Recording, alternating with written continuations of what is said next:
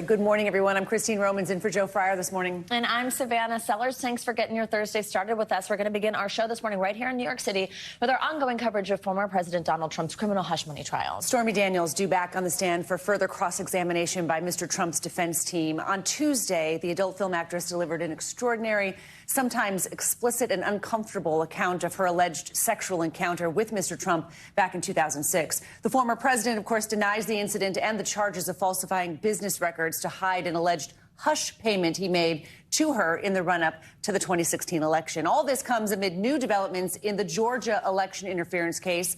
A court there is considering an appeal from Mr. Trump challenging the judge's decision to not disqualify Fulton County District Attorney Fani Willis from overseeing that case. Willis was accused of misconduct for allegedly benefiting from her relationship with Special Prosecutor Nathan Wade. NBC News correspondent Von Hilliard is outside the courthouse. We're also joined by our legal analyst, Danny Ceballos. Good morning to both of you. Vaughn, let's start with you and the hush money trial this morning. What can we expect from today's proceedings after that stunning testimony from Stormy Daniels on Tuesday?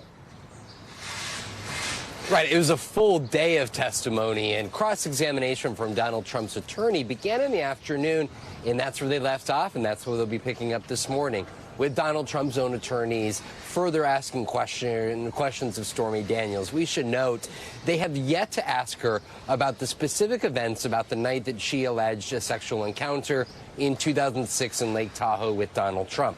At this point in time, Donald Trump publicly over the years has issued a blanket denial about the events that took place that very night. But then Stormy Daniels, in testimony on Tuesday, laid out very vividly the extent to which, after meeting him that afternoon, she went to his hotel that night and they had sex. And then ultimately, for weeks to follow, and then even into 2007, they had multiple meetings and phone calls, potentially even to talk about her appearing on The Apprentice. And Donald Trump, again, publicly has denied this, yet inside of the courtroom in front of this jury, it's a different story. And we could expect the attorneys for Donald Trump to ask her further questions about the specifics, because what they were doing was trying to call into question her credibility in her recollection of the events in front of this jury. Danny, let's bring you in here. We asked you this yesterday, but again, after another day of testimony, based on what you've heard so far, has Stormy Daniels really been a better witness for the prosecution or the defense? The prosecution. I mean, they called her, so they knew she was going to be helpful. But in a sense, the evidence that she offered on the elements of the crimes, in my view, is minimal. The evidence she offered in terms of prejudicial and damaging testimony about just general ickiness of Donald Trump, that was a huge help to the prosecution. But that is also why the defense moved for a mistrial, because they said it was too prejudicial and it didn't have anything to do with the underlying case. So as we sit here today, Stormy Daniels has been a net benefit for the prosecution. But if there's a conviction and in a year and a half or so this case is overturned, then I'll come back and say, well, then the net benefit was to the defense. Vaughn, let's switch to the Georgia election interference case for a moment. We know now a court will consider Trump's appeal challenging the judge's decision to not disqualify the Fulton County District Attorney Fani Willis from this case. Remind us what this is all about and what this appeal could mean to the case's timeline. Right. This challenge by Donald Trump of Fani Willis, a district attorney prosecuting this case, has already significantly delayed this trial from beginning. This is an issue where Fani Willis, the district attorney, hired Nathan Wade, who is a special prosecutor, and it was found that the two had at one point a romantic relationship. And Donald Trump's attorneys challenged that there was a conflict of interest and making the case that Fani Willis had a financial interest in moving this case forward and having the special prosecutor Nathan Wade bring charges against Donald Trump and the other defendants in this Georgia case. What we saw was the Judge McAfee overseeing this case, had a hearing in which he heard the arguments from both sides on this, ultimately made a determination that led to Nathan Wade, that special prosecutor, leaving the case, but kept Fani Willis on board. And now what yesterday's decision from the appeals court did allows Donald Trump to file a notice of appeal within the next 10 days. Donald Trump's attorney indicated that they will, in fact, appeal this. So there is no trial beginning date yet here for that Fulton County election interference case, and it's unlikely we'll see it before November's election. Danny, what would Trump's team need to prove in order to get this decision overturned? And then also, if appeal is successful, where does it leave the Georgia case? What happens from there? Yeah, essentially, they're arguing that the judge erred in his decision. And I think what helps the Trump team is that there's such a gigantic body of evidence that was put into the evidentiary hearing that there's plenty of at least data information for an appeals court to hang a decision on. And in that decision, Judge McAfee did make findings that help the Trump team. In other words, even though he didn't ultimately find in favor of them, he did find essentially, and I'm paraphrasing, that something was afoot, that there was this appearance possibly of impropriety. And those are the kinds of things that an appellate court will look at and possibly go the other way, depending on the standard of review that they apply. All right, Vaughn, Danny, thanks so much. A lot going on in the Donald Trump legal orbit. Thank you. Well, certainly. Well, President Biden is pushing back against Prime Minister Netanyahu's plan to carry out a controversial military offensive in Rafah. That's right. The president says the U.S. will not supply certain weapons to Israel should they choose to go through with that raid. Tens of thousands of Gazans, of course, have fled to Rafah for shelter after Israel carried out ground offenses in the north. Israeli troops have already seized border crossings in Rafah, though they have yet to enter the city. President Biden says the U.S. will not aid in that assault. NBC News White House correspondent. Civilians killed in Gaza as a consequence of those bombs and other ways in which they go after population centers. And I made it clear that if they go into Rafah, they haven't gone into Rafah yet. If they go into Rafah, I'm not supplying the weapons that have been used historically to deal with Rafah, to deal with the cities, to deal with that problem. NBC News White House correspondent Monica Alba joins us with more on this. Monica, good morning. So President Biden has said Israel has already used those 2,000-pound bombs to kill Palestinian civilians. Are those the same types of bombs the administration delayed shipping last week? Do we have any indication if this possible delay is going to extend now to other kinds of weapons and ammunition? It's certainly possible, Savannah, and yes, it is significant that for the first time in the course of this war, something that the U.S. had threatened was possible. They did pause the shipment and sale of some of those weapons, including those 2,000-pound bombs that have been used in the past. And for the first time, the president there confirming to kill civilians in Gaza. So we now know the president was specifying that those kinds of weapons, he says, he will not supply to Israel if they go forward with a full-scale ground invasion of Rafah. What we've seen so far in the last couple of days is what they're calling more limited precision strikes. But if that expands, that is where the president is drawing a very clear line. And he's saying, in addition to those bombs, it would be things like artillery shells that the U.S. would not provide. At the same time, the administration is saying that the U.S. would continue to provide things like helping with air defense systems in Israel, with the Iron Dome, and things that were already approved in that supplemental national security package that passed in Congress recently. You know, the White House essentially is saying, you know, friends can disagree, but how big of a change is this in for Biden's policy in Gaza and toward Israel? And how is this affecting the relationship between President Biden and Prime Minister Netanyahu? Well, this is certainly the most strained that it has been so far in this war that has lasted more than 7.5 months. And the president has been clear in almost all of his remarks.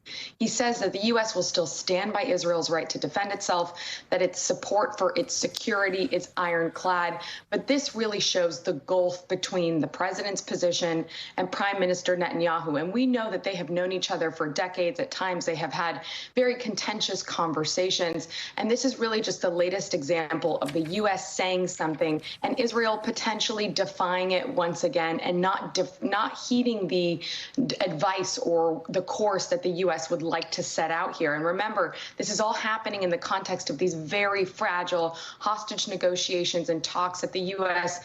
That's the top priority for them right now, and they want to ensure that. And then so there's a larger concern about what this relationship at this point, what that could mean for this other step that's really crucial as well. So, Monica, there's of course been so much talk about these ongoing negotiations that are so tenuous, and officials tell NBC News that Netanyahu's government refuses to agree to a deal unless it can move forward with military operations in Gaza, even if that is during a ceasefire. How is that being received by the administration? And it really seems like there are things here still in terms of what they need to work out between Hamas and Israel that neither side would likely agree to. And so that is how they both need to come to the table, they hope, in the next couple of days. And we know that the CIA director, Bill Burns, has been in the region. He was in Cairo, then he went to Israel to meet with Prime Minister Netanyahu. And now we understand he's going to be back in Cairo to continue some of those talks. But the administration is saying, in effect, they never wanted Israel to go into Rafah because there are so many people who were told to shelter there, more than 1.5 million civilians who simply say, we don't know where else to go. So that has been a pretty firm line from the administration, and now we just have to see whether Israel does continue or whether a deal can come before then. All right, Monica Alba, thanks very much for your reporting. All right, amid that growing tension between the U.S. and Israel, President Biden is pushing for Israel and Hamas to reach a ceasefire deal that would head off a large-scale assault on Rafah, where, as we told you, more than 1 million people are sheltering. For more, we are joined by NBC News international correspondent Raf Sanchez in Tel Aviv. Raf, good morning. What has the reaction been in Israel to President Biden's announcement that the U.S. will not transfer certain offensive weapons if Israel invades Rafah? Christine, Savannah, good morning. We are seeing a very public eruption of fury from the far right of Prime Minister Benjamin Netanyahu's government. And it's notable, guys, they are making these statements in English because they want the world to see how angry they are. I'll give you just an example. Itamar Ben-Gvir, he is probably the most extreme member of Netanyahu's government, a man who has previous criminal convictions for being a member of a terror group, for inciting racism. He wrote in English simply, Hamas, heart emoji, Biden. Now, Smotrich, the finance minister, he's a more senior member of the government. He also wrote in English accusing President Biden of imposing an arms embargo on Israel. That is just factually not correct, given that the U.S. continues to supply weapons to Israel, even if it is putting on hold these big 2,000-pound bombs. And it's causing a lot of concern for more moderate Israeli officials. You heard from the president of the state of Israel calling these comments baseless, irresponsible, and insulting, and saying they were potentially harmful to Israeli national security. It is notable we have heard nothing from Prime Minister Benjamin Netanyahu himself, at least not in public, but an Israeli official told me yesterday that there was deep frustration at the highest levels of the Israeli government about this decision. Guys. Raf, let's talk about the latest on negotiations this morning. More talks are taking place in Cairo. Where do things stand this morning in ceasefire talks?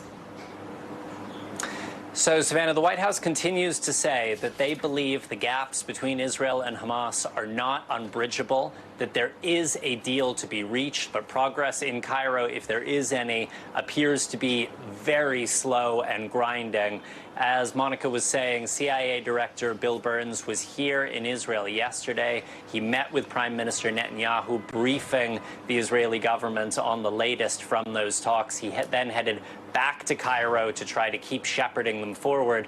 A number of major sticking points, including whether hostages coming out are all going to be alive or whether this is going to be a mixture of living hostages, dead bodies. And of course, this question about whether this is a temporary pause in the fighting or an end to the war altogether. Guys. You know, with the Rafah border crossing now occupied by Israeli tanks, right, aid is not getting through. The World Health Organization says Rafah's hospitals are running out of fuel. What's the latest on the ground from that angle? Yeah, it's a dire, dire situation right now from a humanitarian aid perspective. We've been saying this for months, that the Rafah crossing is the main lifeline for humanitarian aid going into Gaza. It is closed. There are Israeli tanks now on the Palestinian side of that border, and the Israeli government is not giving any timeline as to when it might reopen. And as you mentioned, one of the first things in danger of running out, not so much food and medicine, but fuel, and it's fuel for those trucks which are ferrying what aid is getting through around the Gaza Strip. And what you hear over and over again from the UN, from humanitarian organizations, is that without fuel, there is no humanitarian effort, and what is getting through just piles up on the border. Guys. Raf Sanchez, thanks so much.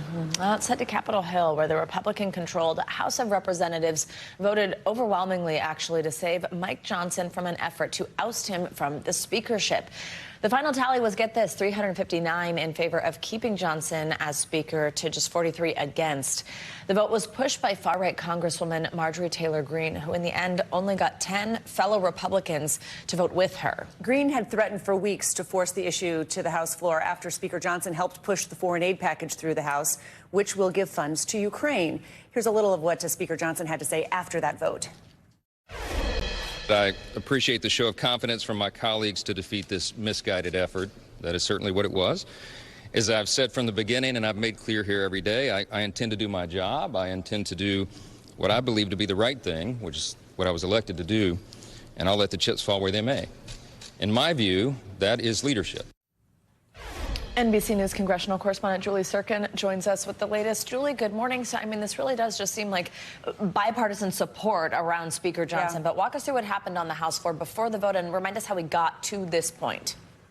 Well, guys, remember, as you pointed out, we've been talking about this effort for weeks and weeks now. Marjorie Taylor Greene, the conservative hardliner from Georgia, who was a supporter of the former House Speaker. She spoke to that when she held a very lengthy press conference with us last week. She said she was going to force this motion to kick Speaker Johnson out of the job, as any one member can do this week. A couple of days ago, we were skeptical that she would actually do this, given the unpopularity of this effort from not only Republicans, but also Democrats, who overwhelmingly voted to save Johnson in the end yesterday. All in all, though, Greene's motion was a surprise not only to us who were watching and following this closely, but also to members of Johnson's leadership team. Take a listen to what Greene had to say on the floor moments before the House was going to recess for the rest of the week. Mike Johnson is ill-equipped to handle the rigors of the job of Speaker of the House and has allowed a uniparty, one that fuels foreign wars, tramples on civil liberties, and increases our disastrous national debt. When given a choice between advancing Republican priorities or allying with the Democrats to preserve his own personal power, Johnson regularly chooses to ally himself with Democrats. Now, Greene had given Johnson a list of demands on Monday when they met in his office. Still, that didn't obviously quell her concerns, her motion here to force him to leave the job. This was all a culmination after months of what she said were strikes by Johnson, including the latest, which is putting that $61 billion of aid to Ukraine on the floor.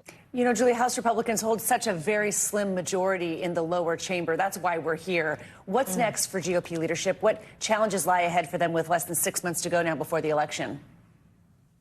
Well, that slim majority is exactly even what former President Trump had pointed out when he posted on Truth Social after this motion had failed. He said that now is not the time to force this kind of vote, given their slim majority, the fact that Republicans need to be united, and the next 6 months before the election is exactly what Republican leadership is trying to do. Now, the good thing for Johnson here is that most of the big to-do items are off of his plate, right? That national security supplemental funding the government for this year were kind of those last two items. He does still have to pass some items in the fall, including funding the government for that year, but that is a problem that is months away, guys. Julie, while we have you, before we let you go, I do want to ask you about Speaker Johnson calling on Congress to pass. It's what's being called an election integrity bill. It's this new move specifically to stop non-citizens from voting. Walk us through what kind of evidence is being provided about the need for this and what we should know about this as it makes its way through. Well, Johnson held a press conference yesterday with a lot of Trump allies, a lot of conservatives who actually led efforts to overturn the 2020 election results. But Johnson said straight up there really is no evidence that he has to back their claims that undocumented people in America are voting in elections. That has been illegal. Johnson acknowledged that it is illegal, but he said that their bill would actually enable them to study this, to research this more. He said it's something that's hard to prove.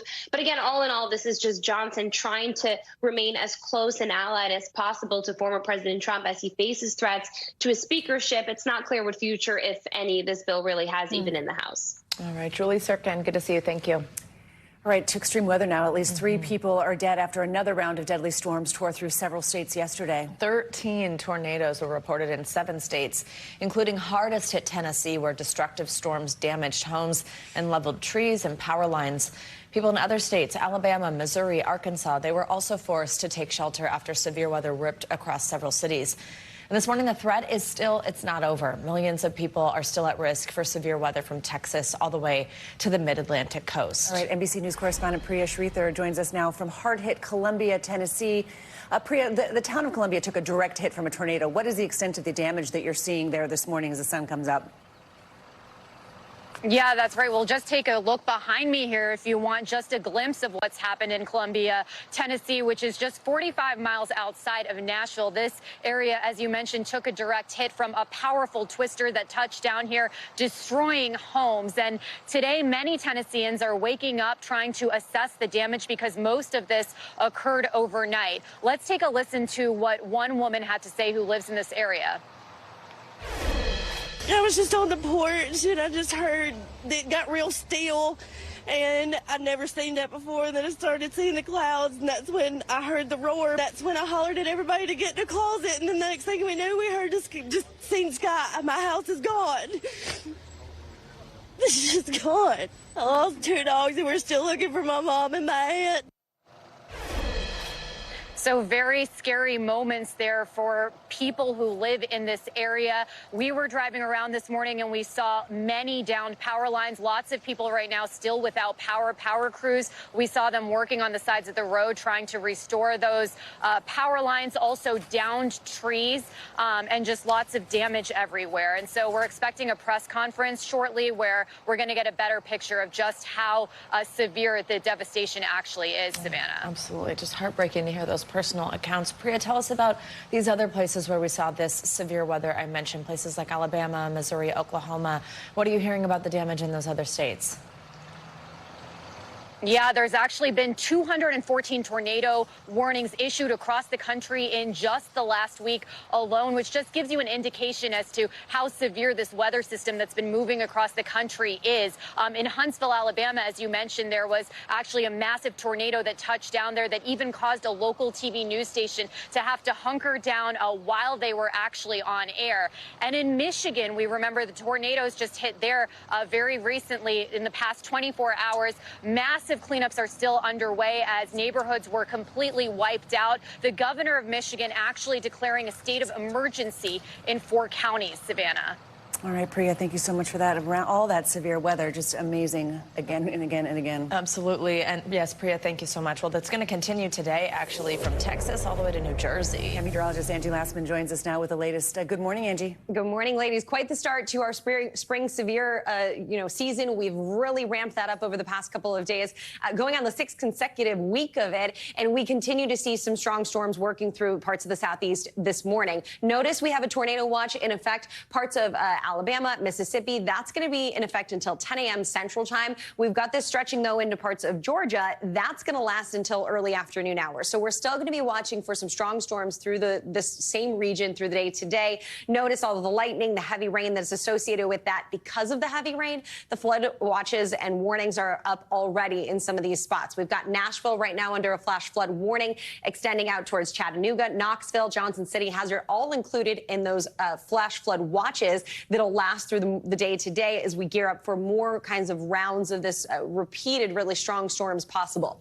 Notice what's going to happen through the day today and into this evening. We've got some rain that's going to work into parts of the Great Lakes and parts of the Mid-Atlantic. That's not so much what we're worried about. It's more the strong storms that develop from Texas to southern New Jersey, rather. You can see how expansive this is. More than 60 million people included in the severe risk area today. It looks like our tornado threat has gone down. So that's a positive, right? But it's not zero. So we still have the chance to see some isolated tornadoes across this region. But we're more specifically looking for those really strong wind gusts, 75 miles per hour or higher. We've got Waco, Alexandria, Jackson, Shreveport, Montgomery, all included in that. Does stretch into parts of Georgia. So we're concerned about the straight line wind damage. Again, more than 60 miles per hour, more than 75 miles per hour, all possible across this region. Tomorrow, the severe threat is going to go down a little more, but we're still going to see some of that heavy rain across parts of the Northeast, and we'll still see some thunderstorms across the Southeast. That's where we're going to watch for the severe threat. It'll be kind of similar to today, but a whole lot less people involved. But still, if you live in Jacksonville, Valdosta, Savannah, you're going to want to have a way to get those alerts because some, again, damaging winds will be possible in a couple of tornadoes, also along with the hail. That's all as we get into tomorrow. The good news, if you're looking for it for the middle of the country, which we know has just dealt with day after day after day day over the past few weeks of some really strong storms and the severe weather. We're going to be storm free by tomorrow across the middle of the country. Those spring storms are going to be focused across the east. As I mentioned, the strongest of those for the southeast, but we'll see plenty of sunshine for a lot of folks, the Great Lakes, the south, even out west, we'll be dealing with some record warmth. As we look ahead to the weekend, the showers will return to parts of the middle of the country, but still, it's not going to be like what we've seen so far this week. We'll see some showers centered from the Great Lakes to across towards the northeast, maybe interior New England areas. Looking for sunshine on Saturday, it's across the west. That is where we'll see some really nice conditions. And we know Mother's Day, we've got to celebrate our moms on Sunday. Great conditions, sparkling conditions out west. And that for me? Yes, that's for you. I like when she puts cute words on the graphics. Yes, always. They're all for Savannah. We will deal with some rain, though, guys, for the middle of the country. So indoor plans for mom, places like Texas, where we could see some flooding. All right, nice. Sparkling west. I can't think of a better word, actually. Angie, thank you so much. Thanks for watching. Stay updated about breaking news and top stories on the NBC News app or follow us on social media.